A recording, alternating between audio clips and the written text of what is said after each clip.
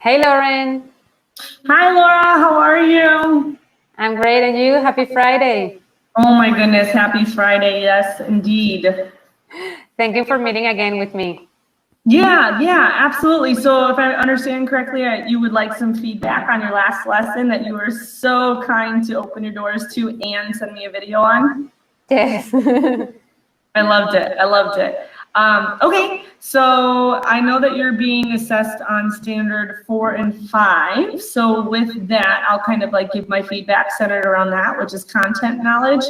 And let's start with the first one, which was prior knowledge. And I want to just touch base on that. I think you did an outstanding job by starting with the quiz. I know you had a feeling, you and your co-teacher had a feeling about the students already knowing the information. And so you were a little nervous about boredom and making sure that they were being challenged in the right direction. And so starting with that pre-quiz was amazing because I saw you identify, well, it would almost solidify your impression that they already knew the information, except for one question. And so you were able to think on your feet immediately, which shows that you already knew the content and you were ready to deliver it.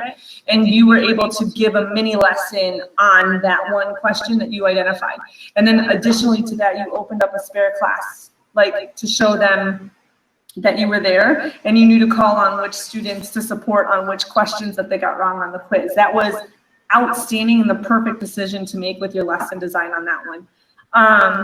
And then also you're being assessed on whether or not this was complex enough, your lesson, and whether or not it related to real world or interdisciplinary classes or was transferable. There's a whole bunch of lingo for you right there, right? Mhm. And I would say that absolutely grammar is essential in all aspects in a lot of classes in real world, but the way that you made them see real world and kind of give them motivation and engagement was through the choice board, where you let them either make a poster or make a child book. And I thought that that was brilliant. And it also gave the students an opportunity to show what they know in a way that they wanted to show what they know.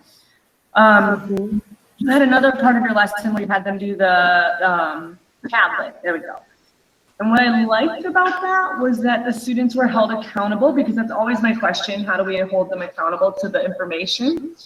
Because you told them that you were going to have them, you were going to take attendance by their names. And also what that could have done is said, oh, I have a question, I'm going to go ask this kid about it because I see that they know how to use that word, how to use that word. And I thought that that was brilliant. With all of that, I do also want to give some positives around all cameras were on, all students were working in the breakout rooms. I guess my only question would be while the whole lesson was differentiated, because the students were able to work at their pace, the students were also able to choose as to how they wanted to show their knowledge. How do you pick which students to push and try them to do it a little harder, like work a little harder or dive deeper into content and skill? Okay. Well, first with the quizzes, I could see which of my students would need more support. And when I planned that activity, that's when at the end of my class, I added a new Google Meet link because I knew that some of them needed that one-to-one support. And in that activity, I knew the students who were failing the content and who needed more support at the end. Also in the Padlet, I could see that some of them chose the two easiest options. So when they participated orally, I asked them, okay, now give me an example with the hardest option, and I could verify if they were only mastering the content, the easiest content, if they just chose that one because it was simpler. And that way, yes, when I joined also the breakout rooms, I could see the conversations my students had, and also some of them were like, I'm completely lost, and I dedicated some minutes with those students.